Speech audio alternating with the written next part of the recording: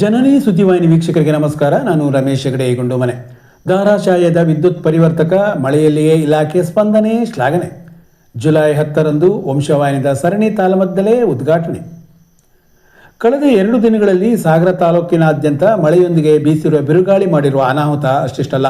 ಎಲ್ಲಿ ನೋಡಿದರೂ ಮರ, ರೆಂಬೆಕೊಂಬೆಗಳು ರಸ್ತೆ ಉದ್ದಕ್ಕೂ ಬಿದ್ದಿರುವುದು ಒಂದು ಕಡೆಯಾದರೆ, ಅದರೊಟ್ಟಿಗೆ ಬಿದ್ದಿರುವ ಸಾಲು ಸಾಲು ವಿದ್ಯುತ್ ಕಂಬಗಳಿಗೆ ಲೆಕ್ಕವೇ ಇಲ್ಲ.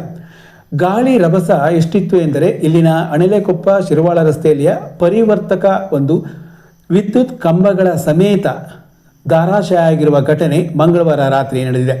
ಮಾಹಿತಿ ತಿಳಿಯುತ್ತಿರುವಂತೆ ಅಪಾಯ ಆಗದಂತೆ ವಿದ್ಯುತ್ ಸಂಪರ್ಕ ತಪ್ಪಿಸಿ ಬೆಳಗ್ಗೆ ತಕ್ಷಣ ಸ್ಪಂದಿಸಿ ಮಳೆಯಲ್ಲಿಯೂ ಪರಿವರ್ತಕದ ಮಾರ್ಗ ದುರಸ್ತಿ ಮಾಡಿರುವ ಇಲಾಖೆ ಮತ್ತು ಲೈನ್ಮನ್ಗಳ ಕಾರ್ಯ ಸಾಗರ ಪಟ್ಟಣ ವ್ಯಾಪ್ತಿಯಲ್ಲಿ ಈಗ ಗಮನ ಸೆಳೆದಿದೆ.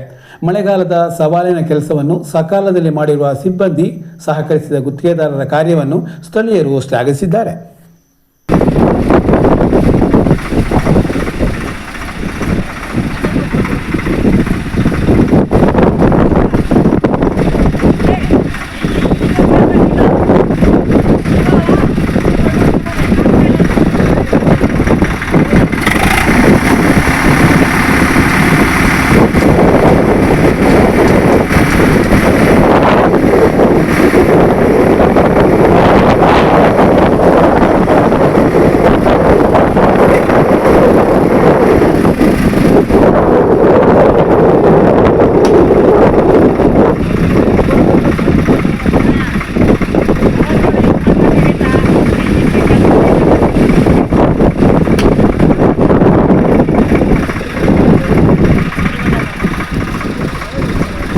ಕಳೆದ 38 ವರ್ಷಗಳಿಂದ ಯಕ್ಷಗಾನ ಕಲಾ ಸಂಘಟನೆಯಲ್ಲಿ ನಿರತವಾಗಿರುವ ವಂಶವಾಹಿನಿ ಯಕ್ಷಮೇಳ ಗುಂಡುಮನೆಯವರಿಂದ ಪ್ರತಿ ವರ್ಷದಂತೆ ಈ ಬಾರಿಯೂ ಜುಲೈನಿಂದ ನವೆಂಬರ್ ತಿಂಗಳವರೆಗೆ ಸರಣಿ ಪಾಕ್ಷಿಕ ತಾಳಮದ್ದಲೆಯ ಕಾರ್ಯಕ್ರಮವನ್ನು ಆಯೋಜಿಸಲಾಗಿದೆ.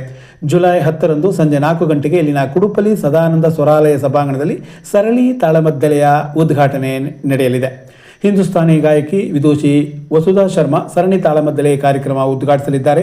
ಕಲಾ ಪೋಷಕರಾದ ಉದ್ಯಮಿ ಕಿರಣ್ ಕುಡುಪಲಿ, ಜಿಲ್ಲಾ ಪಂಚಾಯತ್ ಮಾಜಿ ಸದಸ್ಯ ರತ್ನಾಕರ್ ಹೊನಗೋಡು, ಬಂಟರ ಸಂಘದ ತಾಲೂಕು ಅಧ್ಯಕ್ಷ ಸುಧೀರ್ ಗೋಪಾಲ್ ಶೆಟ್ಟಿ, ಹವ್ಯಕ ಮುಖಂಡ ಮುರುಳಿ ಗೀಜಗಾರು ಉಪಸ್ಥಿತರಿರುತ್ತಾರೆ. ನಂತರ ಕಡ್ಡಾಯ ಕಾಲಮಿತಿಗೆ ಒಳಪಟ್ಟು ನಡೆಯಲಿರುವ ತಾಳಮದ್ದಲೆಯಲ್ಲಿ ಪ್ರಸಂಗಕರ್ತ ರಮೇಶ್ ಹೆಗಡೆ ಗುಂಡುಮನೆ ರಚಿಸಿರುವ ಪೌರಾಣಿಕ ನೂತನ ಪ್ರಸಂಗ ವಿಭು ಗೋವಂಶಿ ಆಖ್ಯಾನದ ಮೊದಲ ಭಾಗ ಪ್ರಸ್ತುತಪಡಿಸಲಾಗುವುದು. ಹಿಮ್ಮೇಳದಲ್ಲಿ ಸುಜನ್ ಗಣೇಶ್ ಹೆಗಡೆ ಮತ್ತು ಶ್ರೀವತ್ಸ ಅವರ ಗಾನ, ನಾದ ಹಾಗೂ ಸೂರ್ಯನಾರಾಯಣ ಅವರ ಭಾಗವತಿಗೆ, ಮುಮ್ಮೇಳದಲ್ಲಿ ಅರುಣ್ ಬೆಂಕ್ಟೊಳ್ಳಿ, ರವಿಶಂಕರ್ ಭಟ್ ಪಾಲ್ಗೊಳ್ಳಲಿದ್ದಾರೆ. ಪ್ರವೇಶ ಉಚಿತವಾಗಿದ್ದು ಕಲಾಸಕ್ತರು ಹೆಚ್ಚಿನ ಸಂಖ್ಯೆಯಲ್ಲಿ ಆಗಮಿಸಬೇಕು ಎಂದು ವಂಶವಾಹಿನಿ ಪ್ರಕಟಣೆಯಲ್ಲಿ ತಿಳಿಸಿದೆ. ನಮಸ್ಕಾರ.